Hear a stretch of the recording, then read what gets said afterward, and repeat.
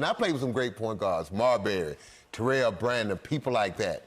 And I got Mark Jackson. I got to go back in my memory bank to think about when they had 16 assists in games. Stop saying it. This dude's a center, and he does it often, all the time. Stop saying it. Hey, man, is he the MVP again? Probably. And here we go. When it comes to Nikola Jokic, he's one of those rare offensive players who not only can score, pass, and shoot, but simultaneously can elevate all of his teammates. Jokic right now, he makes good players look great, average players look good, and below average players look serviceable. Case in point with someone like Westbrook.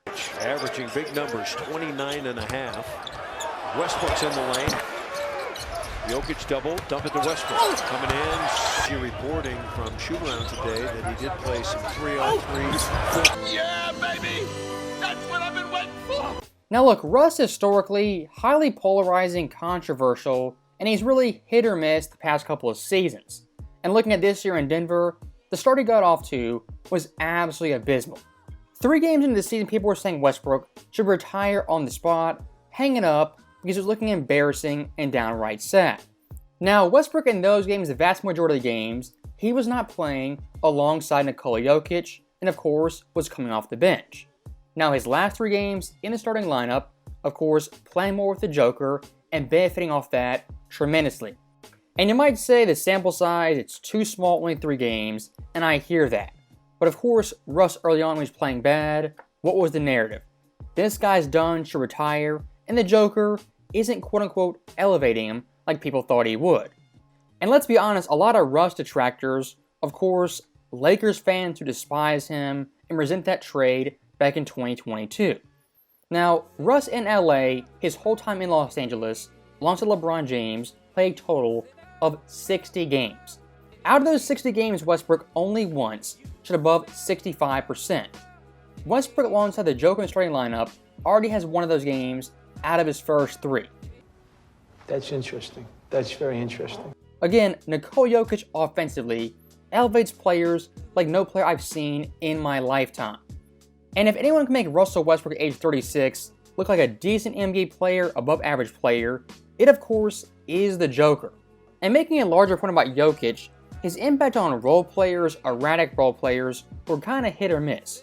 For those players, the Joker makes them look like championship players and legit great role players. Whether it be Will Barton, Monte Morris, a Jeff Green, a Bones Highland, really doesn't matter. The Joker for those players elevates them every single time. And ask yourself, why is that? When you play with the Joker, you get spoon-fed easy layups, and if they double team him, has the vision to pass over double team, triple teams to wide open shooters. Now, Jokic matched up, pass underneath to Christian Brown. Jokic to take control. Porter. Makes for an easy pass inside to Pirtle when they're so deep in the paint. I see everything, Carl. I'm 50 moves ahead of you and everybody else. If you look around the NBA right now, the superstar players, the top 1%, the Joker out of those players has at least helped by a mile. I mean, look at the starting 5 versus the OKC Thunder. Of course, you have the Joker, MPJ, Christian Brown, Peyton Watson, and Russell Westbrook. That lineup right there beat Oklahoma City, up to this point, was undefeated. And of course, look at the bench. Zeke Naji, Hunter Tyson, Julian Strawther. Who? Is there any superstar player currently who has less help than the Joker? If there is, I can't find it. Really, every other top 10 player has their guy they can look to get a bucket, make a play, without them directly involved. Giannis, he has Dame. Luka has Kyrie. Tatum has Brown. AD has LeBron. Brunson has Cat. Ant has Randall. Embiid, if he plays, has Paul George. KD has Booker. And even SGA has someone like Jalen or Chet he can look to get a bucket or make a stop. And some might say, well, the Joker, you know, he has Jamal Murray, who when healthy is a very good player. And look, Jamal, 2 years ago when healthy, he was a fantastic player. The thing with Jamal, of course, largely not healthy, and 2, the past couple years, his overall play production has stagnated, even declined in the regular season. And of course, look at the Olympics with Canada. This guy was borderline unplayable on Canada's national team. Where are you going? In the game. Sit down. And looking back at the Joker himself, despite the front office being asleep at the wheel, kind of being highly inept, the Joker time and time again doesn't complain, demand trades, or pull strings behind the scenes. And that right there is why you gotta love the Joker. Also, one more reason this guy time and time again takes accountability even when he doesn't have to. I mean, I did think this defeat is on me, so I need to do a better job in getting guys involved. I had the turnover, so it was a really bad stretch for me. That right there is why fans love the Joker. Even when it's not his fault technically, doesn't point the finger, blame teammates, or blame the front office. In a lot of ways, Jokic is very Tim Duncan-esque in terms of leadership. It's not jumping up and down, rah rah rah type of guy. He's quiet, behind the scenes, reserved, and leads by example. In the modern era, having a superstar like that, that's a godsend and a blessing. I mean, Giannis versus the Joker, in terms of mentality, they're basically even. But the one big major difference that Giannis meddles in the front office and the Joker simply doesn't. I mean, look at the past 2 years. Budenholzer pushed out by Giannis. Giannis got his way. The Bucks wanted to hire Nick Nurse. Giannis didn't want that, wanted Adrian Griffin. Now the Bucks, of course, appease Giannis, get Griffin, but 40 games in, fire Griffin despite a very impressive record. Now, of course, who comes in?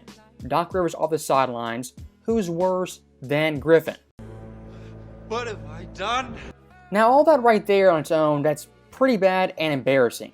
But the ice on the cake is that Giannis pushed Jrue Holiday out of town in favor of Dame Lillard. And Dame in Milwaukee has been downright pitiful, where Jrue in Boston, a major piece of the title team, and why they're so great even now. Giannis, like a lot of modern day superstars, tries to kind of play 4D chess, have the invisible hand over the team, and say, it's not my fault, I didn't make these moves. But at the same time, you put pressure on the organization, have certain comments, make your intentions very, very clear. Case in point with the entire Dame fiasco. I'm a Milwaukee Buck, but most importantly, I'm a winner. I want to win. And I have to do whatever it takes for me to win. And if there's a better situation for me to win the Larry O'Brien, I have to take that better situation. Like we see time and time again with the modern day NBA superstars, they have a good thing going, have a good roster, good coach, but screw things up because they're impatient and want things immediately off the bat. Giannis is one of those rare players who started out saying everything right, but the older he got, the more prestige he got, the more kind of power hungry he got, and the more he screwed his own team over out of his own demands. If any mega superstar right now had the right demand a trade, demand more teammate help, that guy is Nikola Jokic, but time and time again does not do it. And look at this year. Jamal Murray, injured. Aaron Gordon, injured. Christian Brown, now a starter. No KCP, and Westbrook is your starting point guard. No shade to those guys right there, but the Denver front office did an abysmal job this summer giving Jokic adequate help. And here's my hot take. The Joker this year will not win the MVP, but what he will do, lead the NBA in assists as well as rebounds. And if he's healthy, the Nuggets will win 50 games. If the Joker pulls that off with this roster and this conference, that by far is the biggest accomplishment of his career in the regular season. So that right there is the end of the video. And of course the Joker, the best player in the world, best teammate elevator, offensive teammate you could have. And for guys like Russ, Brown, even Julian Strawther, Jokic for those guys' games is going to do wonders for them. As always, thank you guys for watching. Hope you enjoyed it. I'll see you next time.